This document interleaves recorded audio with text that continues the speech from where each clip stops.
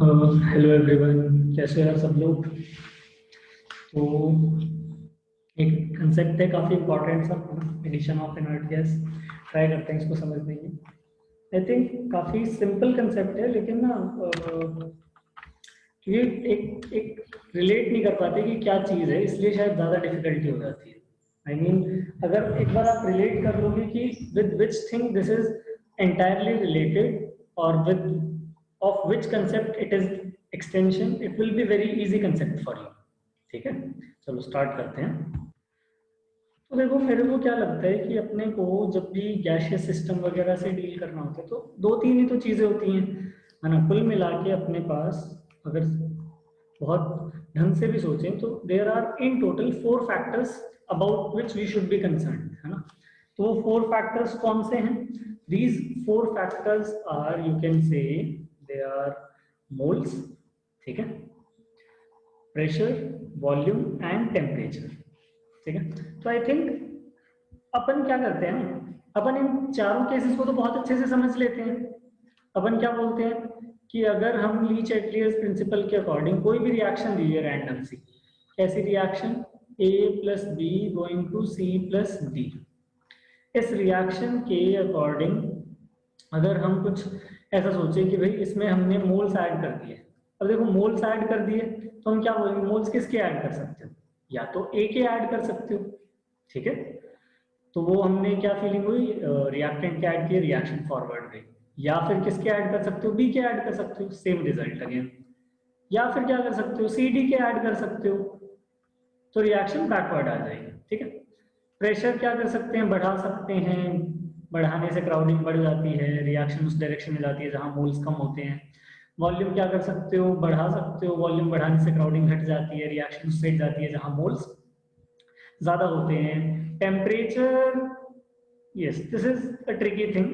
पहली बात तो आई थिंक आपको पता होना चाहिए कि इन तीनों से no effect on K equilibrium, है ना। There is literally no effect on K equilibrium जब हम ये तीन कंडीशंस देख रहे होते हैं। And with this fourth factor, yes there is effect on K equilibrium. अगर रिएक्शन एंडोथर्मिक है तो टेम्परेचर बढ़ाने से के इक्विलिब्रियम बढ़ता है। अगर रिएक्शन एक्सोथर्मिक है ना, तो टेम्परेचर बढ़ाने से के इक्विलिब्रियम घटता है। आई थिंक ये क्लियर है सबको, ठीक है। अब ये जो चीज हमने देखी है, अब इसको जरा इनर्ट गैस की कैटेगरी को समझने की कोशिश करते हैं कि वो कहाँ पे प्लेस करनी चाहिए।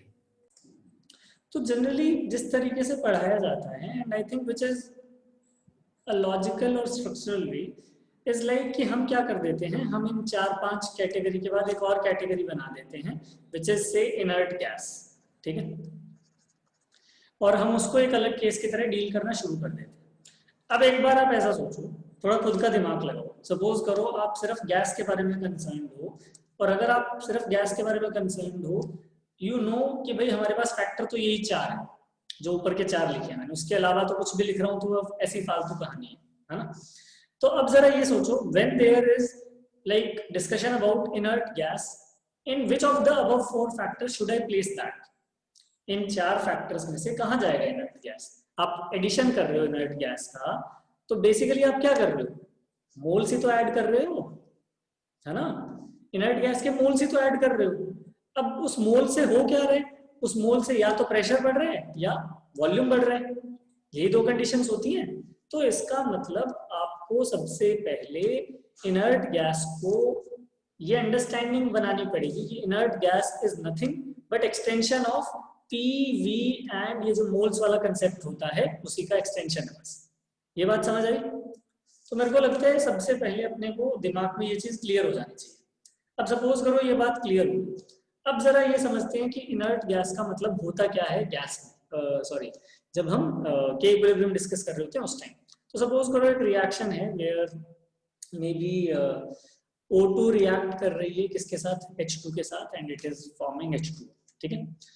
अब मान लो ये रिएक्शन हो रही है थोड़े ऐसे टेम्परेचर पे विच इज लाइक से मे बी 60 डिग्री सेल्सियस पे ये रिएक्शन हो रही है, मेरे को नहीं पता सच में कितने पे होती है, लेट्स कॉल इट हाइपोथेटिकल कि हाँ हो रही है, हमने बोल दिया हो रही है, बस बात खत्म, है ना।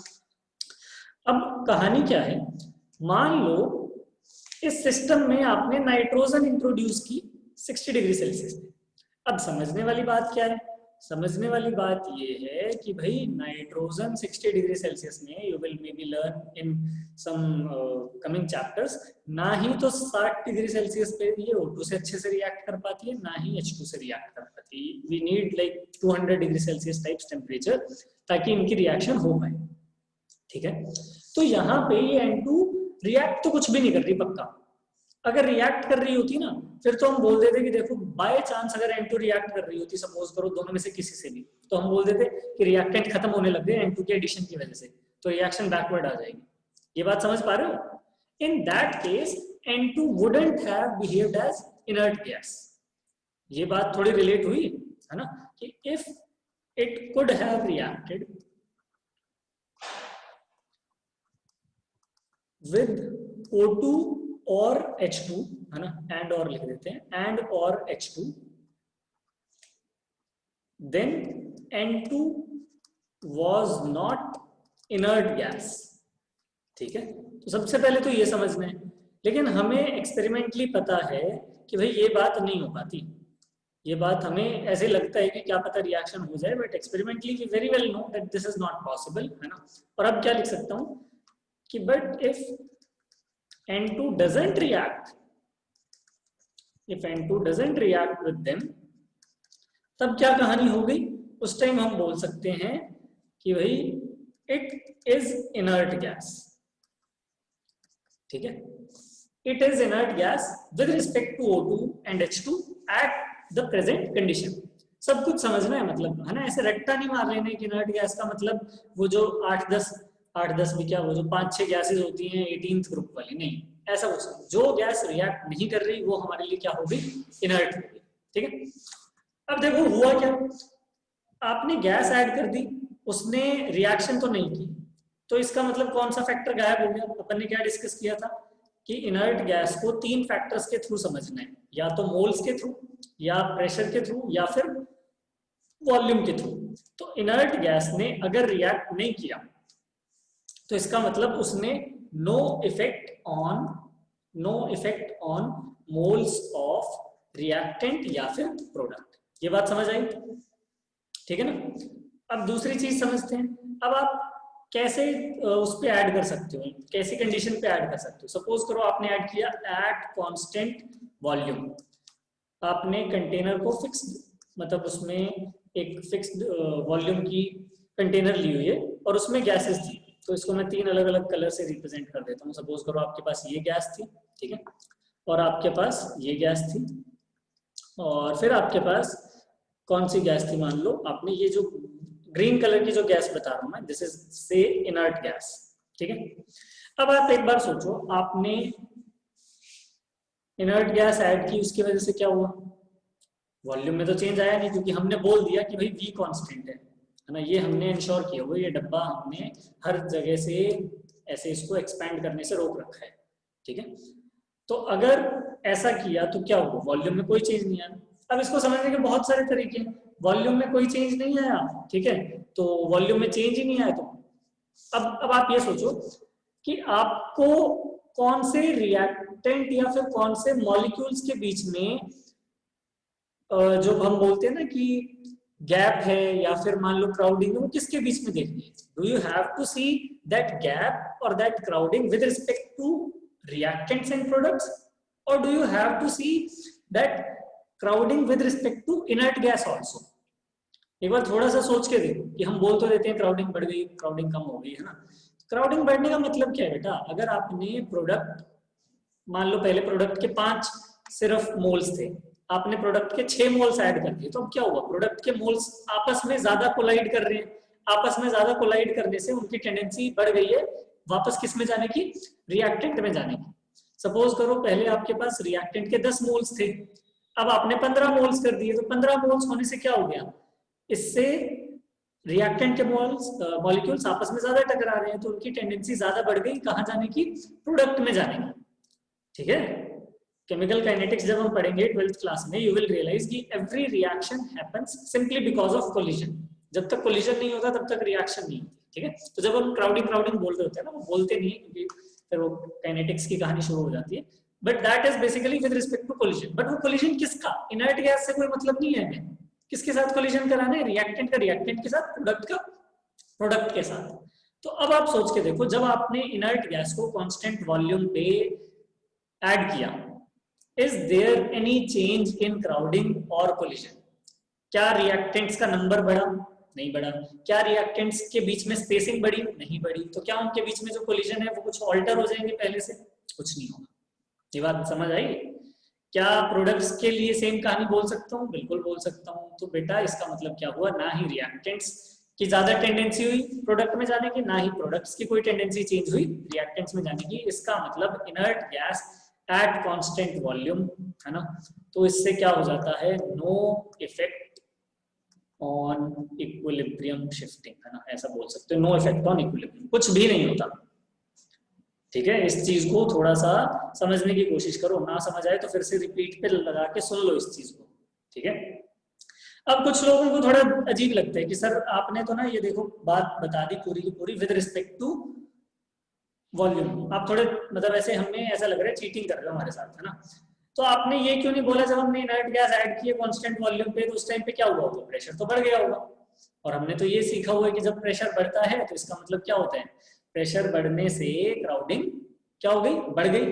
लेकिन फिर से मैं वही बोलूंगा बेटा, वो जो क्राउडिंग आपने सुनी हुई है वो किस चीज की crowding, it is crowding with respect to reactant और crowding with respect to product. ठीक है, that crowding is still the same. ये बात समझ आई? ठीक है, थोड़ा और मैथमेटिकली समझना हो तो भाई ऐसा सोच लेना, आपने जब इनर्ट गैस ऐड की, यस टोटल प्रेशर बढ़ गया, ठीक है, लेकिन हमें जब एक्सप्रेशन लिखते हैं केपी का, जब एक्सप्रेशन लिखते हैं तो आप क्या लिखने वाले हो, प्रोडक्ट का पार्शियल प्रेशर अपॉन रिएक्टेंट का पार्शियल प्रेशर, जो भी इनके स्टोइकियोमेट्रिक कोएफिशिएंट है वैसा कुछ। ठीक है, अब आप ये सोचो कि जो प्रोडक्ट का पार्शियल प्रेशर है वो क्या होने वाला है, टोटल प्रेशर इनटू मोल्स का पार्शियल प्रेशर। ठीक है, इस चीज को तो अब जरा इसमें सोच के देखो कि भाई जब ये तुमने इनर्ट गैस ऐड की है ना, तो टोटल प्रेशर तो बढ़ा, एग्रीड, लेकिन जरा ध्यान से सोचो मोल फ्रैक्शन सेम रहा क्या, मोल फ्रैक्शन कम भी तो हो गया। और थोड़ी सी मेहनत कर लेना, खुद से ये प्रोडक्ट निकाल के देख लेना, यू विल रियलाइज कि जो पार्शियल प्रेशर पहले आ रहा था वही पार्शियल प्रेशर बाद में आएगा। ठीक है, और हमें के इक्विलिब्रियम के एक्सप्रेशन में पार्शियल प्रेशर ऑफ रिएक्टेंट और पार्शियल प्रेशर ऑफ प्रोडक्ट से ही मतलब था। हमारे लिए तो इनर्ट गैस के पार्शियल प्रेशर का कोई सेंस ही नहीं था, ना ही टोटल प्रेशर का डायरेक्ट कोई सेंस था। ठीक है, तो आई थिंक इससे थोड़ा सा आइडिया लग गया होगा कि भाई वो क्राउडिंग क्या होती है और वो पार्शियल प्रेशर क्या होता है। ये बात क्लियर हुई? चलो अब दूसरी कहानी पे आते हैं। दूसरी कहानी क्या होती है, एट कांस्टेंट किस पे, प्रेशर। अब तो क्लियर ही है, कांस्टेंट प्रेशर पे अगर कर दिया तो इसका मतलब क्या है भाई, जैसे ही तुमने इनर्ट गैस ऐड की, है ना, ग्रीन कलर से ही दिखाएंगे इनर्ट गैस को, तो जैसे ही हमने इनर्ट गैस को ऐड की क्या लगता है, वॉल्यूम जो है पहले के कंपैरिजन में बढ़ जाएगी, कम हो जाएगी, सेम रहेगी? वॉल्यूम बेटा ऐसी फील है, हाँ ये मतलब बोलना कि सर ये आपने पतला क्यों कर दिया कंटेनर, बोलेंगे कुछ तो, इससे बढ़िया मैं वापस ही कर देता हूँ इसको। लो, तो पहले के कंपैरिजन में वॉल्यूम का क्या होने वाला है बेटा, थोड़ा सा इंक्रीमेंट होने वाला है। ठीक है, वॉल्यूम बढ़ जाएगी अब, और वॉल्यूम अगर बढ़ गई, फिर से सोचो, अब वॉल्यूम बढ़ गई उसके बाद इनर्ट गैस का क्या काम, कुछ काम नहीं, वो तो रिएक्ट ही नहीं कर रही। ठीक है, अब उसका क्या काम हो गया, सिंपली भाई उसने वॉल्यूम बढ़ा दी, और उसकी वजह से हम क्या बोल सकते हैं बेटा, रिएक्टेंट के बीच में स्पेसिंग क्या हो गई, बढ़ गई, प्रोडक्ट के बीच में भी स्पेसिंग बढ़ गई। ओवरऑल जो हमारा सिस्टम था उसके बीच में जो स्पेसिंग है वो बढ़ गई, यानी क्राउडिंग क्या हो गई, कम हो गई। अब ली-चाटलियर प्रिंसिपल के अकॉर्डिंग सिस्टम क्या चाहेगा, क्राउडिंग अगर कम हो गई तो वो उस डायरेक्शन में जाए सच दैट क्राउडिंग क्या हो जाए, थोड़ी सी बढ़ जाए। ठीक है, तो इसका मतलब जब हम इनर्ट गैस ऐड करते हैं तो सिस्टम कौन सी डायरेक्शन में जाता है, जिस डायरेक्शन में जाके नंबर ऑफ मोल्स क्या हो रहे हो, फर्दर इंक्रीज हो रहे हैं। बहुत ही काउंटर इंट्यूटिव है ये। हमने एक तो गैस ऐड की, ऊपर से सिस्टम फिर उस डायरेक्शन में जा रहा है जहां और गैस बन रही है ना।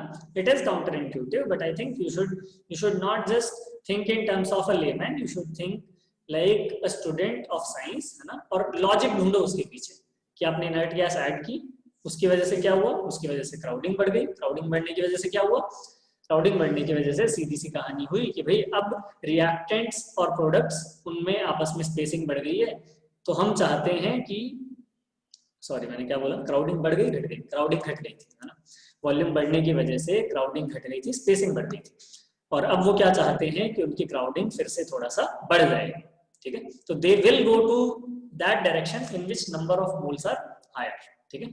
तो फाइनली अगर इस कहानी को खत्म करना हो मेरे को, तो मे बी से I have again O2 plus H2, water बना रहे हैं ये, और टेम्परेचर फिर से 60 डिग्री सेल्सियस दिया हुआ है, जहां पे कोई काम नहीं है नाइट्रोजन का, नाइट्रोजन इज इनर्ट गैस, ठीक है। तो पहली चीज एट कांस्टेंट वॉल्यूम, सिंपली क्या कहानी होने वाली है बेटा, नो चेंज एट ऑल, है ना, इक्विलिब्रियम की डायरेक्शन में कोई शिफ्ट नहीं होना है। दूसरी चीज क्या है, एट कांस्टेंट प्रेशर, वॉल्यूम बढ़ी, वॉल्यूम बढ़ेगी तो क्राउडिंग बढ़नी चाहिए, क्राउडिंग बढ़नी चाहिए, तो अब हम क्या चाहेंगे, किस डायरेक्शन में जाए, तो पहले इसको बैलेंस कर दो, हमेशा बैलेंस करके करना, क्राउडिंग वगैरह जब डील कर रहे हो, किस साइड मोल्स ज्यादा दिख रहे हैं, अच्छा, और भी रोना पिटना भी तो शुरू कर देंगे कि सर ये तो लिक्विड है ना, कोई बात नहीं, लिक्विड मान लो, सीधी सी बात है कि भाई मोल्स किस साइड ज्यादा है, रिएक्टेंट की साइड ज्यादा है, प्रोडक्ट की साइड ज्यादा है, रिएक्टेंट की साइड ज्यादा है, ठीक है, तो एट कांस्टेंट प्रेशर वॉल्यूम बढ़ेगी, reaction goes towards more gaseous moles, है ना, हमेशा गैसियस मोल्स देखने होते हैं, reaction goes towards more gaseous moles, it implies backward in this case, इस पर्टिकुलर केस में बैकवर्ड जा, ठीक है। तो आई थिंक अभी थोड़ा समझ लगा होगा, कंसेप्ट समझ में आया होगा क्या कहा, ठीक है, चलो बाय बाय, ठीक।